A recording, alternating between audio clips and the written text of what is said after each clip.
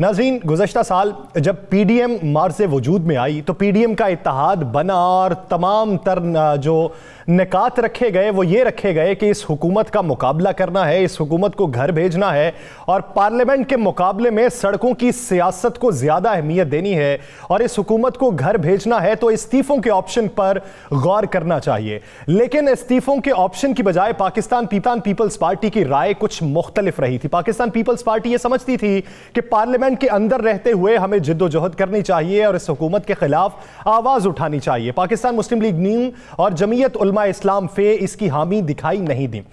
फिर बाद में हुए बल्दियाती इंतखाबात खैबर पख्तूनख्वा के, जिसके नताइज मौलाना फजलुर रहमान के हक में आए। अब मौलाना फजलुर रहमान जो लॉन्ग मार्च के हामी हैं और जिन्होंने लॉन्ग मार्च की तारीख का तयन भी कर लिया हुआ है, उनका मौक़िफ़ सामने आता है कि पार्लियामेंट के अंदर ही जिद्दोजहद करनी चाहिए और इस हुकूमत का मुकाबला करना चाहिए। उनके इस मौक़िफ़ में तब्दीली क्यों आई? वो तब्दीली सरकार कहते थे, वो खुद के जो नकात हैं उसमें तब्दीली किन वजूहात की बुनियाद पर ला रहे हैं? राना साहब की तरफ बढ़ते हैं। राना साहब, क्या हिस्सा मिल गया इस वजह से अपने एजेंडे में तब्दीली लाई गई या फिर इसके पसे पर्दा आपको हकायक कुछ और दिखाई देते हैं? बिस्मिल्लाहिर्रहमानिर्रहीम।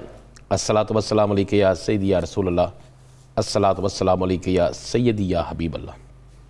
या सर याद करें, मैंने जिस दिन KPK के रिज़ल्ट आए तो मौलाना साहब ने उस दिन भी एक प्रेस कॉन्फ्रेंस की, तो मुझे बहुत से लोगों ने कहा कि आज मौलाना साहब किसी पे नहीं बरसे, किसी इलेक्शन को धांधली ज़दा करार नहीं दिया, किसी जगह इंतज़ामिया की खुल के मुदाखलत का बात नहीं की।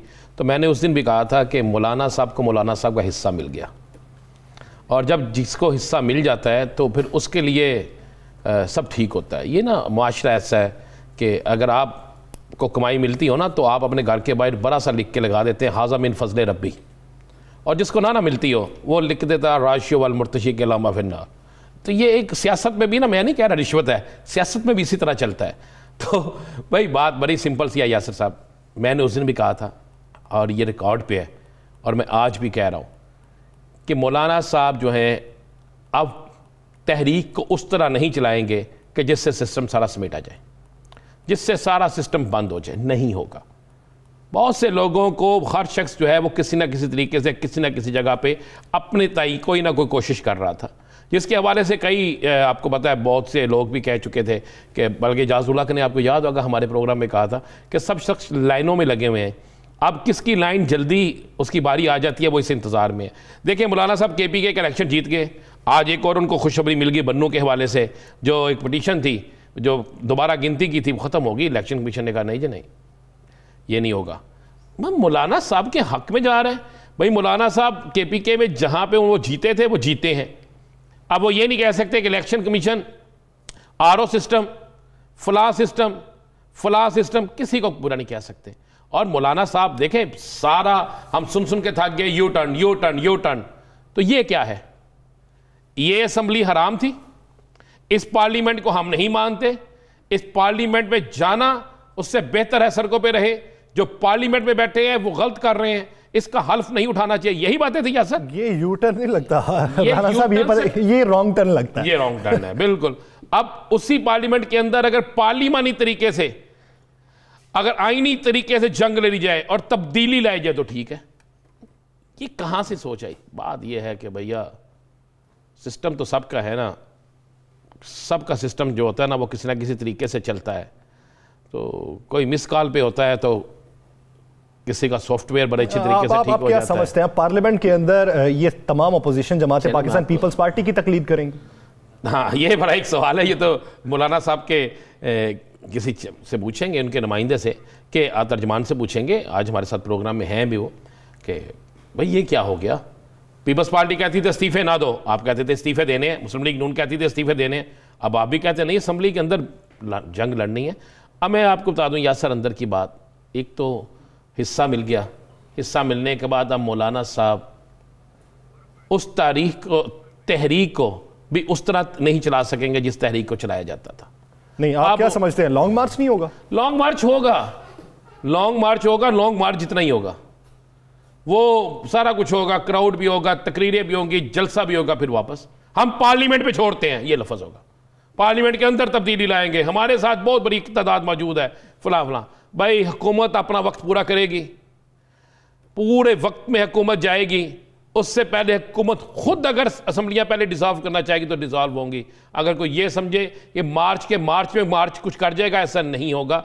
मौलाना साहब अपना हिस्सा लेकर खामोश है। मौलाना साहब ने, आपने कहा यू टर्न नहीं, आपने जो नाम लिखा है आप रखें, मुझे तो अक्सर ये गिला कर जाते हैं कि राना अज़ीम ये क्या कह गया, लेकिन मैं मौलाना की तबीयत बता रहा हूं कि मौलाना के नजदीक उस वक्त ये रॉन्ग टर्न था कि ये नहीं लेना चाहिए। अब वो टर्न ले चुके हैं, मैंने तो उनकी तकलीद करते हुए बात की। टर्न ले चुके हैं ना।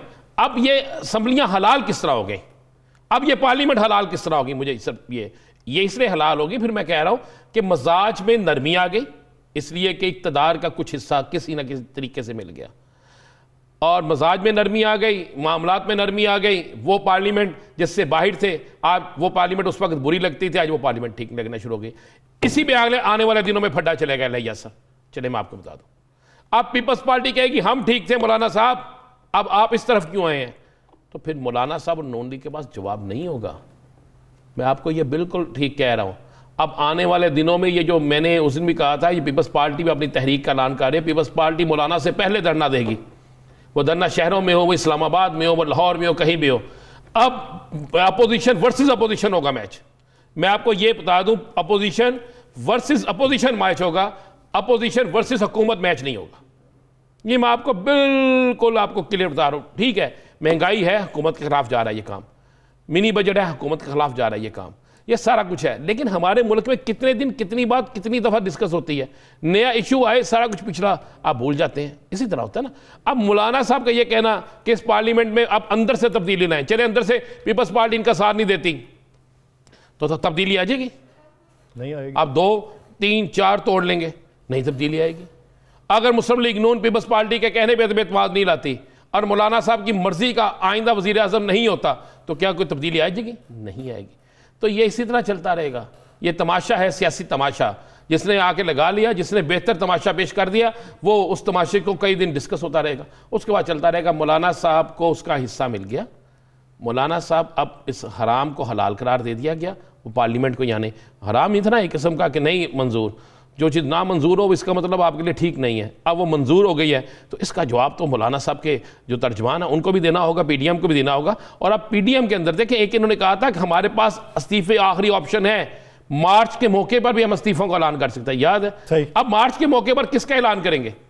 अब मार्च के मौके पर किसका ऐलान करेंगे? और मेरे पास इतला यही भी है यासर, आपको पता है ये बड़ा खौफनाक है, अल्लाह इस मुल्क पर अपना रहम करे, खास करे। हुकूमत कोशिश कर रही है, कराची, लाहौर और इस्लामाबाद में केसेस बड़ी तेज़ी से बढ़ रहे हैं, और ये अगर ये केसेस बढ़ जाते हैं तो फिर सियासतदानों को भी होश के नाखून लेने होंगे। ये तो देखते हैं कि अल्फाज में जो गर्मी थी वो मौसम की वजह से थी, और अल्फाज में जो इस वक्त ठंड पड़ चुकी है, यानी सीने में जो ठंड पड़ चुकी है, ये मौसम में ठंड की वजह से है। तो फिर देखते हैं कि आने वाले दिनों में गर्मी मजीद बढ़ती है या ठंडी पड़ी रहती है।